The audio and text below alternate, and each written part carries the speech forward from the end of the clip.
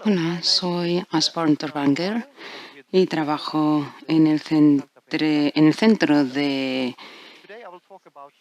Internacional de Investigación sobre el Clima, llamado CICERO. Hoy voy a hablar de la bioenergía con captura y almacenamiento de carbono y los desafíos que plantea su aplicación a gran escala, centrado en dos aspectos: el potencial, es decir, hasta qué punto se puede aplicar en términos físicos, y en segundo lugar, cómo se puede llevar a cabo potencialmente.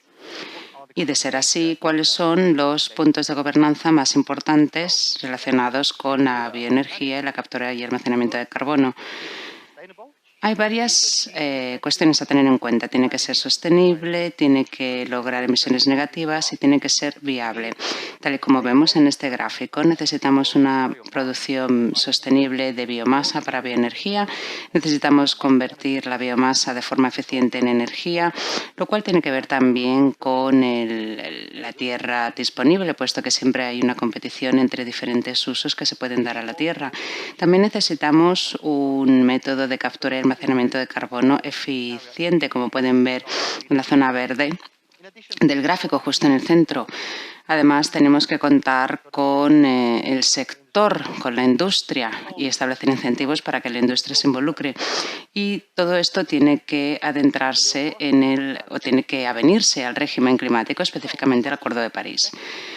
¿Cuánta bioenergía con almacenamiento y captura de carbono necesitamos? Bueno, pues depende de las hipótesis que barajemos con respecto a las metas climáticas, sistemas energéticos, emisiones negativas, etc. Aquí pueden ver un gráfico que realizó mi colega Glenn Peters, en el que se muestra cuánto necesitamos recurrir a esta técnica llamada BECCS por sus siglas en inglés. Hay mucha diversidad, pero si realmente queremos lograr los objetivos del Acuerdo de París, es decir, limitar el calentamiento global a 2 grados centígrados como máximo, idealmente a 1,5 grados, pues vemos, está en la zona azul, que se necesita recurrir a esta tecnología a gran medida. Y eso con un nivel aproximado de emisiones como el que tenemos ahora para finales de siglo. A día de hoy solamente hay algunas operaciones de bioenergía con captura y almacenamiento de carbono en funcionamiento. Está la de Illinois, el Decatur en Estados Unidos, que a través de fermentación de maíz produce etanol y captura 1 millón de toneladas de dióxido de carbono que después se almacena geológicamente. Hay otras plantas también en Estados Unidos, en Canadá y en Países Bajos, que también producen etanol y también utilizan el dióxido de carbono para la recuperación asistida de petróleo. ¿Hasta qué punto se puede ampliar esta técnica? Si se pretende que la bioenergía con captura y almacenamiento de carbono sea una tecnología climática que repercute en gran medida, necesitamos mucha tierra, entre el 7 y el 25% de toda la tierra agrícola del planeta, y además una gran cantidad de agua. En un estudio que realizamos determinamos que se necesitaría un 3% del agua mundial. Además, hay que tener en cuenta el denominado efecto de rebote del dióxido de carbono. Esto quiere decir que si se elimina una tonelada de dióxido de carbono de la atmósfera, la concentración de CO2 en la atmósfera no se reducirá en 1 tonelada, sino en menos, porque nos estaríamos inmiscuyendo en el sistema de corrientes entre la biosfera, el océano y la atmósfera, de tal manera que si se reduce CO2 en la atmósfera, se repercute en el resto de corrientes. Básicamente, si se elimina dióxido de carbono de la atmósfera, habrá menos dióxido de carbono que absorban los océanos. Por otra parte, la bioenergía con captura y almacenamiento de carbono puede funcionar en términos económicos y técnicos, pero es caro. Por lo tanto, hay muchas cuestiones de sostenibilidad y de gobernanza que tener en cuenta y que abordaremos más en detalle después. Y por último, hay que ver si es viable realísticamente en términos sociales y políticos. Vamos a abordar en primer lugar la contabilidad de la bioenergía, puesto que se trata de alcanzar emisiones negativas, lo cual no es lo mismo que dejar de emitir. ¿Cómo podemos eliminar de forma neta dióxido de carbono? Bueno, pues se necesita producir biomasa, por ejemplo, madera forestal, se ha de transportar, se ha de transformar en bioenergía y, como dije antes, tenemos que tener en cuenta el efecto de rebote.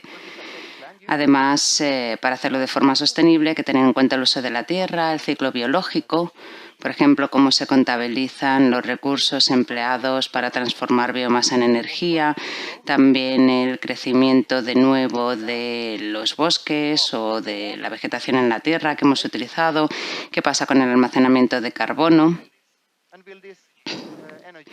Y también hay que contabilizar o hay que dar cuenta de si esta energía es una energía adicional o reemplaza el uso de combustibles fósiles. También hay que tener en cuenta la competencia en el uso de la tierra con usos que pueden dar las comunidades locales, ecosistemas, cultivos, diversidad biológica, etc. Y por último, hay que incluir también el efecto que tiene en el ciclo biológico. Cabe señalar además que con respecto a la captura y almacenamiento de carbono, de forma realista no se puede capturar el 100% del dióxido de carbono que se emite porque resultaría demasiado caro, con lo cual estamos realmente capturando alrededor del 90%. Ese es el objetivo realista.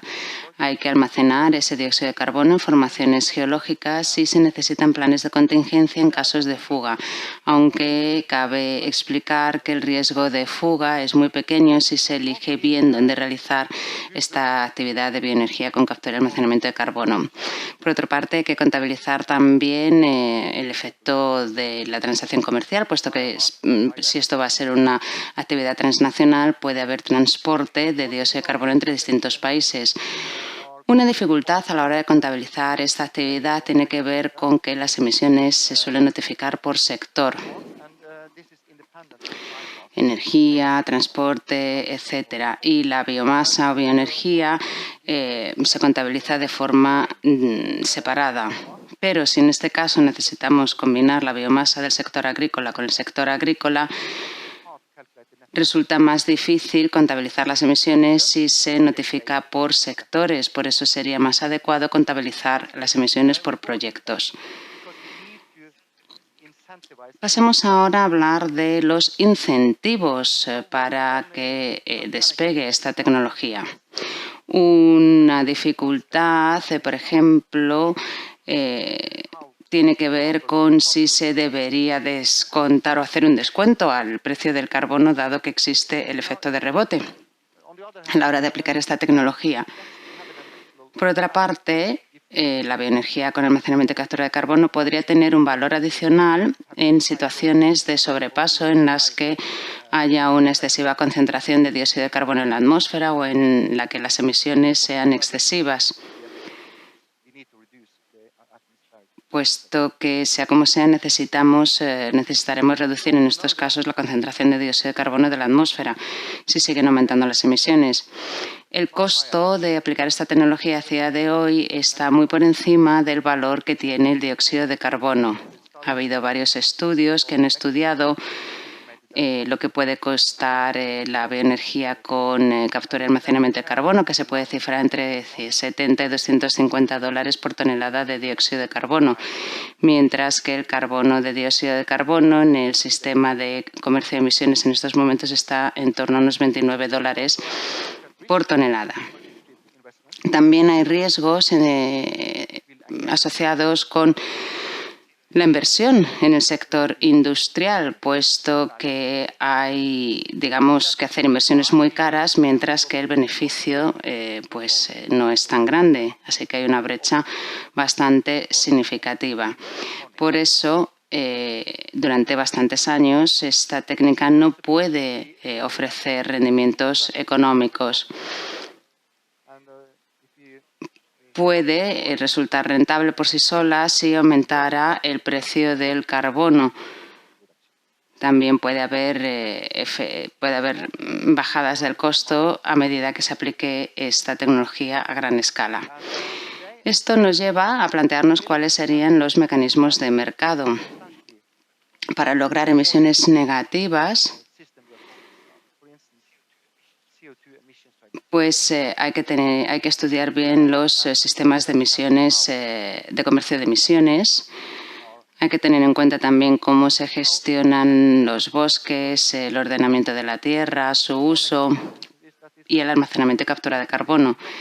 A día de hoy no se puede contabilizar emisiones negativas en el sistema de comercio de emisiones en Europa, puesto que la biomasa está incluida en el patrón de referencia o las entidades, los organismos de biomasa están completamente excluidos de este sistema de comercio de emisiones. Por eso se requiere un enfoque basado en proyectos para poder incluir las emisiones negativas provenientes de la bioenergía con captura y almacenamiento de carbono, por ejemplo, como en el mecanismo de desarrollo limpio del Protocolo de Kioto. A mí me parece que necesitaríamos normas más estandarizadas y sencillas que rijan la bioenergía con captura y almacenamiento de carbono. PECs también se podría incluir como créditos, se podría contabilizar como créditos o como netback. Es decir, que se pueda detraer de las emisiones que realiza un determinado sector. Creo que un enfoque basado en créditos para contabilizar esta actividad sería más adecuado. Con respecto al Acuerdo de París, hay cabida para los sumideros y para las emisiones negativas. En el artículo 5.1 se habla de conservar y mejorar, según corresponda, los sumideros y reservorios de gases de efecto invernadero. Además, en el Acuerdo de París también existen mecanismos de comercio de emisiones en el artículo 6.2 y 6.4. Y, por tanto, la bioenergía con captura y almacenamiento de carbono debería estar en el libro de normas, en el reglamento de este Acuerdo de París que cabe negociar, estableciendo modalidades para emisiones negativas y que forme parte de las actuaciones que se notifican en el marco de las contribuciones determinadas a nivel nacional. También ya hemos recabado experiencia con el mecanismo de desarrollo limpio, que nos puede resultar útil. Y es verdad que tenemos que conciliar lo que sería una solución perfecta, que resultaría sumamente cara, con una solución realmente operativa y eficiente más realista. Por último, quisiera dar algunos apuntes de cara al futuro. He mencionado las limitaciones físicas en términos de gobernanza, sobre todo con respecto al uso de la tierra. Por eso, creo que la bioenergía con captura y almacenamiento de carbono solamente tiene un potencial de aplicarse a gran escala a nivel regional. No va a ser la varita mágica en términos de políticas climáticas o tecnologías climáticas, ni tampoco para alcanzar las emisiones negativas, pero sí que puede realizar un aporte significativo. Necesitamos un marco normativo para la biomasa sostenible, que es un componente fundamental de esta tecnología, y también necesitamos un marco normativo estandarizado para establecer incentivos y contabilizar esta actividad. Como he dicho, se debería establecer algún tipo de descuento en el precio del carbono como consecuencia del efecto de rebote. Se necesita, con toda seguridad, algún tipo de apoyo gubernamental para que las empresas se embarquen en esta técnica, puesto que en la actualidad el costo está muy por encima del valor que se puede obtener. Y además tenemos que aprovechar todas las lecciones que podamos extraer de la aplicación de este tipo de iniciativas y de cualquier otra de emisiones negativas, puesto que algunos componentes se solapan.